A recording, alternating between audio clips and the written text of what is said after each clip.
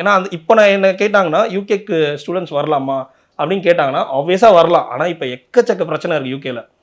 ஐ மீன் economy வைஸும் பார்த்தீங்கன்னா, இல்லை பார்ட் டைம் ஜாப்ஸ் வைஸும் பார்த்தீங்கன்னா, இல்லை வந்து ஸ்டூடெண்ட்ஸ்க்கு வந்து இந்த லைக் விசா ஸ்பான்சர்ஷிப் ஜாப்ஸ் எடுக்கிறது, இது எல்லாமே கஷ்டமாக தான். எதுவுமே கஷ்டம் இல்லைன்னு சொல்ல முடியாது. But if you are ready to face that struggle, you can தாராளமாக நீங்கள் வரலாம். மற்ற கண்ட்ரீஸோட யூகே பொறுத்த வரைக்கும் the cost of living is not feasible. எல்லாருக்குமே அது ஒத்து போகுமா அப்படின்னா வந்து இட் இஸ் நாட் ஈஸி. அது மாரி ஒரு டஃப்பான ஒரு விஷயமா இருக்குமே.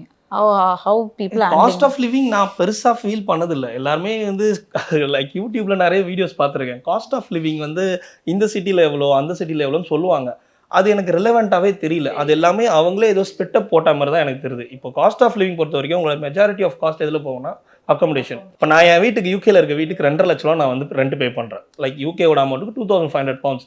அது மட்டும் தான் மேஜர். ஆனால் அந்த வீட்டில் வந்து பார்த்தீங்கன்னா நாங்கள் வந்து 4 பேர் இருப்போம். 4 பேர் வந்து எல்லாம் we all are full timers. ஆப்வியஸாக எல்லாரோட கான்ட்ரிபியூஷன் அதில் இருக்கும். அப்படி பார்க்கும்போது எனக்கு வந்து அதில் ரெண்ட் கம்மியாக தான் ஆகுது. நான் ஒரு தனி வீட்டில் அது பேசிக்லி இட்ஸ் பங்களா. பங்களாவில் நான் தனி வீட்டில் இருக்கேன். எல்லாமே ஜாலியாக தான் இருக்கும். அந்த இடத்துல வந்து என்னோட ரெண்ட் கம்மியாக பிகாஸ் நாங்கள் எல்லாம் ஒன்றா ஸ்டே பண்ணுறோம். நீங்கள் ஒரு தனியாக ஒரு ஃபேமிலி இருக்குது, அந்த ஃபேமிலியே ஃபுல்லாக லைக் அவங்களே டேக் ஓவர் பண்ணிக்கிறாங்க அப்படின்னா கூட மோஸ்ட்டாக அந்த ஃபேமிலி வந்து ஒரு 2000 pounds வரைக்கும் பே பண்ணுவாங்க. அது வந்து லைக் அக்காமடேஷன் வைஸில் மட்டும் தான் உங்களுக்கு அதிகமாக இருக்கும். நீங்கள் இன்சைட் லண்டனில் இருக்கீங்க அப்படின்னா லைக் நீங்கள் வந்து அக்காமடேஷன் மட்டும் தான் அதிகமாக பே பண்ணுவீங்க. மற்ற க்ரோசரிஸாக இருக்கட்டும் எதுவாக இருக்கட்டும் உங்களுக்கு அந்தளவுக்கு காஸ்ட் வராது. அவுட் சைட் லண்டனில் இருந்தால் அக்காமடேஷன் கம்மியாக இருக்கும், க்ரோசரிஸ் காஸ்ட் வரும்.